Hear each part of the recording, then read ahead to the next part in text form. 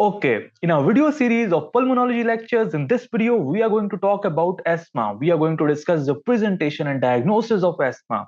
We are going to discuss it, how do you treat a patient of asthma step by step. First of all, asthma is a chronic inflammatory disease of respiratory system characterized by reversible airflow obstruction and bronchial hyperresponsiveness and bronchial inflammation. So there are three main important things: that there is airflow obstruction, but that airflow obstruction is reversible, that airflow obstruction is episodic, and there is hyper responsiveness of bronchi and bronchioles. So the bronchioles constrict and there is inflammation of the bronchioles. This is a picture showing normal bronchioles. Look at the normal dilated bronchioles, and this is the picture showing bronchioles in asthma, where they are constricted, they are red, they are inflamed, and that happens episodically, that is reversible. Now, coming to the triggers of asthma, on the basis of the triggers of asthma, asthma is divided into two categories: extrinsic and intrinsic asthma. Extrinsic asthma is mainly the allergic asthma. Patients are allergic to pollens, dust mites, pets, floor dust. Patients, whenever they are exposed to these things, they develop bronchial constriction, they develop inflammation of the bronchi, they get difficulty in breathing, they develop wheezes in their chest, they're allergic to these things. These are the people who also have a history of atopy. These people have members in their family who are also allergic to many things. They have a family history of atopy. And remember, extrinsic asthma, allergic asthma, has a good prognosis. The other category includes intrinsic asthma. In intrinsic asthma, it is non-allergic. And most common cause of non-allergic asthma is viral infection, especially in the children. Cold air can induce non-allergic or intrinsic asthma. Exposure to cold air causes constriction of the bronchiole, inflammation, and resulting in asthma. These patients usually have GERD. Asthma patients are 3 times more likely to develop GERD because this acid reflux, it irritates the bronchial airways. When it irritates the bronchial airway, it causes constriction. Medications like beta blockers, NSAIDs, can also cause asthma. Beta blockers block the beta 2 receptors and they cause bronchoconstriction. That's why we use beta agonists for the treatment. NSAIDs can also cause bronchoconstriction. NSAIDs cause increase in leukotriene levels, which cause bronchoconstriction. So this is extrinsic asthma, which is allergic, intrinsic asthma, which is non-allergic. An important point to remember is that children who have exposure to second-hand smoke have increased risk of developing asthma. Now, coming to the clinical presentation of asthma, whenever a patient with asthma is exposed to these agents that trigger asthma, they develop persistent dry cough, they develop shortness of breath, they develop chest tightness because the bronchioles have now constricted. When the bronchioles have constricted, it's difficult for the air to get out of the lungs. It is an obstructive disease. Therefore, you will listen to and expiratory wheezes. There will be wheezes at the end of expiration because it is difficult for the air to get out of the lungs. And when it is difficult for the air to get out of the lungs, air will accumulate in there and there will be hyper resonance. The lungs will be hyper resonant. Now, this is how the wheezy chest sounds like whenever you put stethoscope on the chest of a person who is suffering from asthmatic attack. This is how the chest sounds like.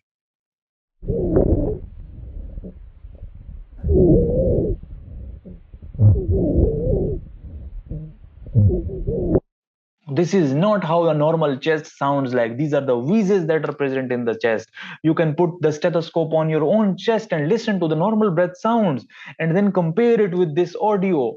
These are all the wheezes because it is difficult for the air to get out of the lungs. Now, coming to the diagnosis of asthma. In the diagnosis of asthma, if the patient's age is greater than or equal to 5 years of age, if the patient has typical clinical features of asthma, dry cough, difficulty breathing, chest tightness, wheezes, And with that, there is demonstration of reversible bronchoconstriction. How do you do that?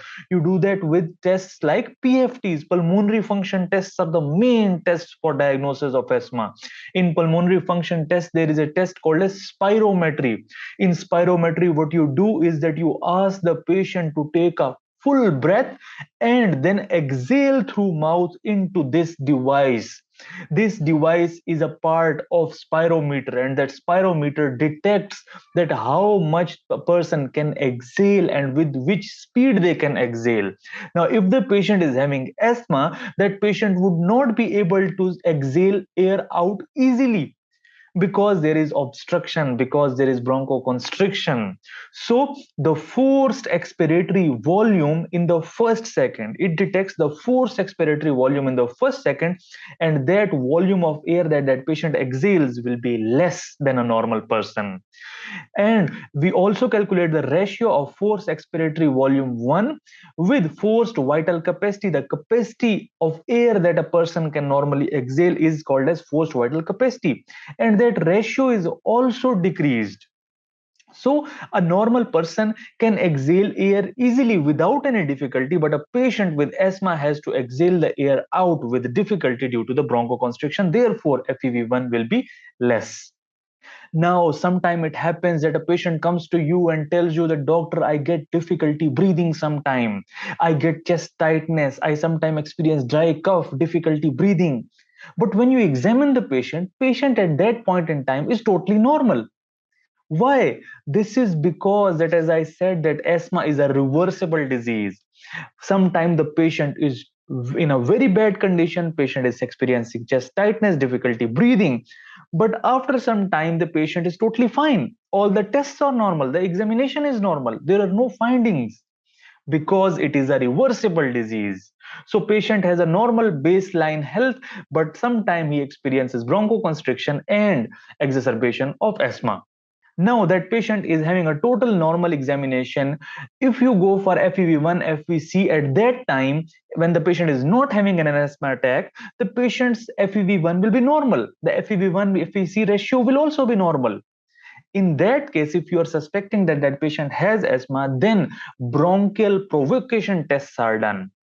Bronchial provocation tests are the tests that provoke the bronchoconstriction. They give certain agents like methacholine. That methacholine is given in a concentration that if it is given to a normal person would not experience that much bronchoconstriction. But if it is given to an asthmatic patient would cause severe bronchoconstriction, and you will detect that on spirometry. You repeat spirometry after giving methacholine, and you detect a decrease in FEV1 and FVC. But remember that these tests are also risky. If a patient is a severe asthmatic patient and the spirometry came out to be normal and you plan to go for bronchial provocation test, sometimes there is a risk that that patient can develop status asthmaticus. Now, in real life, these bronchial provocation tests are not as commonly performed because sometimes the patient are having severe asthma and they are coming to you in a state where they are totally fine, they are totally normal. But to diagnose, you give methacholine and it causes severe bronchoconstriction and even status asthmaticus. So methacholine challenges, just for remember them for academic purposes, but in real life, these tests are not commonly performed. What you can do is that you can ask the patient to do some exercise. If the spirometry is totally normal, you can ask the patient to do some exercise, and if there is some cold air, some cold temperature in that cold air, if the patient does some exercise, then there can be slight bronchoconstriction and you can see a decrease in the levels of spirometry. So if a patient comes to you with an asthmatic attack, you can go do spirometry. In that case, the spirometry will show decrease in FEV1 to FVC ratio. But if the patient is not experiencing asthmatic attack at that point when he comes to you in your clinic, then bronchial provocation tests can be done, which are not commonly performed. And if they are performed, then a decrease in FEV1 by 20% is diagnostic for asthma. So in the diagnosis, typical clinical features with demonstration of reversible bronchoconstriction on PFTs, bronchial provocation test as a second line test. This is how you make the diagnosis of asthma. Now, there is one another point that I want to mention here, that when you receive a patient with an asthmatic attack and you perform spirometry and the spirometry shows results like this, decreased FEV1 to FVC ratio, In such case, COPD patients also have the same pattern on spirometry. Now, how will you differentiate that whether it is COPD or it is asthma? One important thing in the clinical history would be that COPD always have a baseline disease. COPD patients usually have a baseline disease, baseline obstruction all the time. And in between, they get the exacerbations. In asthma, patients will say that I was totally fine. I am totally normal most of the days, but sometimes I get severe chest tightness and difficulty breathing. So that is one important point. Other than that, for academic purposes, you can also remember that there is a bronchodilator reversibility test. Now, if the patient is having difficulty, shortness of breath, chest tightness, you suspect that that patient is having asthma, you perform spirometry, you get results like this, then what you can do is that you can give bronchodilator challenge. You can give bronchodilator to the patient like albuterol, 200 to 400 microgram. Now, when you give albuterol to the patient, that albuterol will cause bronchodilation, and that bronchodilation will make it easier for a patient, for asthmatic patient, to breathe, to exhale the air out. So, when you perform the spirometry now, after giving the bronchodilator, they will be greater than 12% increased in the forced expire volume in the first second. But in COPD patient, there will not be as much change. There will be no improvement even after giving bronchodilators. So, if you are confused that whether that patient is having COPD or asthma, in that case, you can perform bronchodilator reversibility test. So, a patient comes to you in your clinic with chest tightness, with shortness of breath. You suspect asthma. You perform spirometry. If the spirometry shows decreased FEV1, FVC, and you suspect that that patient is having asthma or COPD, you can perform bronchodilator reversibility. Now, coming to the classification of asthma according to the National Asthma Education and Prevention Program, the classes of asthma include intermittent asthma, persistent asthma. Persistent asthma is further divided into three categories: mild persistent, moderate persistent, and severe persistent asthma. Now, we'll discuss each one of them in detail. How are they classified on the basis of their symptoms and their treatment with each category. First, coming to the intermittent asthma. A patient is said to have intermittent asthma if the patient experiences symptoms of bronchoconstriction asthma frequency less than 2 times a week. Waking up because of symptoms at night less than 2 times or equal to 2 times a month.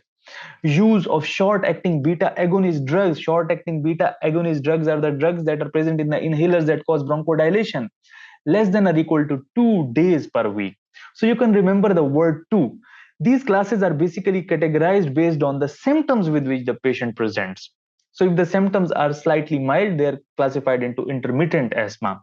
And when you perform spirometry on these patients, the forced expiratory volume is greater than or equal to 80% of the expected, which is a normal value.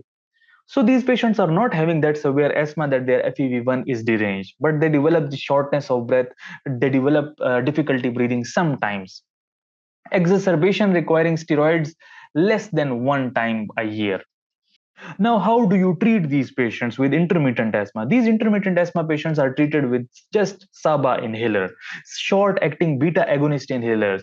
These beta agonist drugs are contained in these containers and they cause bronchodilation. Drugs like albuterol are short-acting beta agonists. Inhaled albuterol 90 microgram per puff. Now, what you do is that you ask the patient that whenever you feel chest tightness, whenever you feel shortness of breath, what you do is that you take the inhaler, you shake the inhaler first, and then you exhale the air out. Then you hold it around your mouth tightly and you inhale through your mouth, at the same time press the inhaler. And then you should stop breathing for at least 10 seconds. You should hold the breath for 10 seconds, and after 10 seconds, you can exhale through your mouth so that there is effective drug absorption within the lungs. 2 to 4 puffs as needed whenever the patient has an asthmatic attack. Daily therapy is not required. It is just a rescue inhaler. Rescue inhaler means that whenever patient feels an attack of asthma, whenever patient feels that he is having shortness of breath, at that time patient will use this inhaler. Daily therapy is not recommended in patients with intermittent asthma. They will just have to use these rescue inhalers only whenever they feel chest tightness, difficulty in breathing. Whenever they feel they are having asthmatic attack, they just use these rescue inhalers. Otherwise, no daily inhalers, no daily use drugs are prescribed. 2020 GINA guidelines recommended to add low dose inhaled corticosteroids for daily therapy. Now coming to persistent asthma. Persistent asthma is further divided into three categories: mild persistent, moderate persistent, severe persistent. We'll discuss that how are they classified, then we'll discuss the treatment of each one of these. Mild persistent, if the patient is having symptoms greater than 2 times a week, waking up at night 3 to 4 times per month, with minor limitation of daily activities. Moderate persistent asthma is the one when the patient is having symptoms of asthma daily, waking up for greater than 1 time a week, some limitation of activity of daily life. In severe persistent asthma, patient will be having daily symptoms throughout the day. It's a severe form of asthma, waking up every night because of difficulty in breathing, and there is extreme limitation of activity. That patient cannot exercise, that patient cannot perform the daily life activity because he is having getting severe attack of asthma again and again. Now, when you perform spirometry on these patients, what you would see is that the spirometry results will be normal in mild persistent asthma, and FEV1 will be greater than 80%. Whenever the FEV1 is greater than 80% of the predictive value, it's normal. But when it is less than 80, it's abnormal. In moderate persistent, it's from 60 to 80% of the predicted. In severe persistent, it will be even less than 60%, which is a severe form of asthma. Now, coming to treatment of each one of these. In the treatment of mild persistent asthma, you give the daily therapy. In intermittent asthma, daily therapy was not recommended. Only GINA guidelines recommended that you can add low dose inhaled corticosteroids. In mild persistent asthma, daily therapy is recommended with low dose inhaled corticosteroids. Inhaled corticosteroids include budesonide, fluticasone. Other alternatives that can be used for daily therapy include leukotriene receptor antagonist. As I said that leukotrienes cause bronchoconstriction, so we antagonize them with leukotriene receptor antagonist like montelukast, zafirlukast. These are leukotriene receptor antagonists, and they can be prescribed to patients as for daily therapy in mild persistent asthma. And whenever the patient gets attack, you ask the patient to use the short acting beta agonist albuterol inhaler, as I showed you in the previous picture. So whenever patient gets the attack, patient uses SABA inhaler. Otherwise, daily patient is using inhaled corticosteroid inhaler as a daily therapy. Now, coming to the moderate persistent asthma, in the treatment of moderate persistent asthma, it is a more severe form of asthma, and in which you have to give daily therapy with inhalers that contain low dose inhaled corticosteroid and formoterol. Formoterol is basically long acting beta agonist. Now, remember one thing, that short acting beta agonist inhalers can be given alone, but long acting beta agonist inhalers can never be given alone. They are given with steroids combination. So, formoterol is given with a combination of inhaled corticosteroid, preferably a single inhaler, and that patient uses that single inhaler as a daily therapy as well as a rescue therapy. Whenever patient gets attacked, patient uses that inhaler. Otherwise, patient also uses that inhaler daily. Now, remember, as I said, that there are two important components in the pathogenesis of asthma. One is bronchial inflammation, and the other one is bronchial constriction. The beta agonist inhalers control the bronchoconstriction, they cause bronchodilation, and the steroids, they reduce the inflammation. So we are treating the both components of asthma. Other combinations include inhaled corticosteroids with long-acting beta agonists other than formoterol, inhaled corticosteroids in combination with long-acting muscarinic antagonists, inhaled corticosteroids with leukotriene receptor antagonists, and you can add SABA if you are using the last two. Otherwise, if you are giving inhaled corticosteroid with formoterol inhaler in a single inhaler, you can give it as a daily therapy as well as a rescue therapy. You do not need to add SABA in with this. Now, coming to severe persistent asthma. Severe persistent asthma is a severe form of asthma, and in this condition, you need to give inhaled corticosteroids with long-acting beta agonist and long-acting muscarinic antagonists. Inhaled corticosteroids include budesonide and fluticasone. Long-acting beta agonists include formoterol, and long-acting muscarinic antagonists. Muscarinic antagonists are the drugs that block the action of parasympathetic system. Parasympathetic system causes bronchoconstriction, and we are blocking the parasympathetic system, which results in bronchodilation, and they include tiotropium bromide. And with this combination, you give rescue inhaler SABA. Whenever the patient gets attacked, patient uses SABA, and as a daily therapy, patient uses these drugs.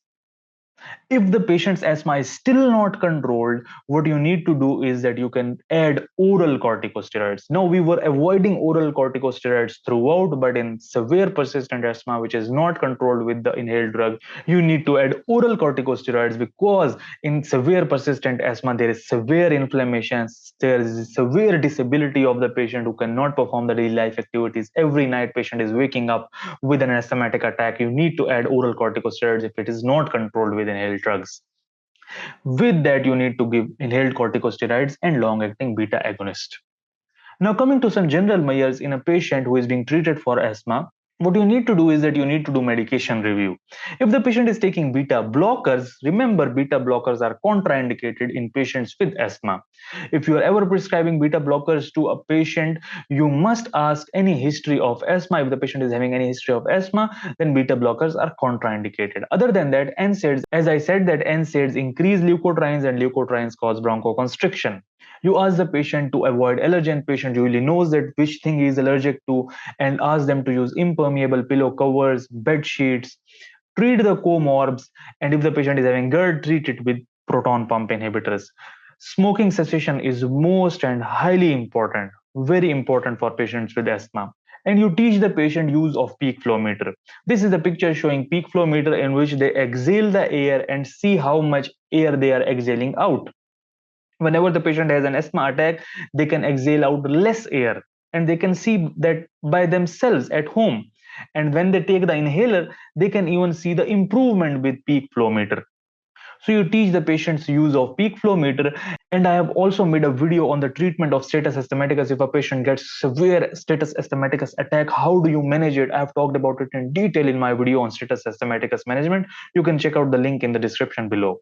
Now, in the follow-up, when you have started the therapy, you ask the patient to come back in 2 or 4 weeks, and you check the symptom frequency, that whether symptom frequency has decreased or not. You see that whether is the patient has decreased frequency of developing exacerbations, and you do PFTs.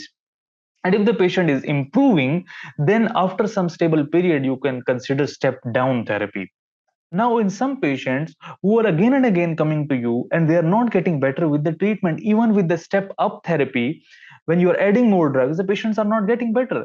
Now, whenever you are going for a step up therapy, when you are going to add a drug, remember to see that whether that patient is compliant with the treatment or not. And also assess the inhaler technique. Many patients do not even know that how to use inhaler, and they are technically wasting drug.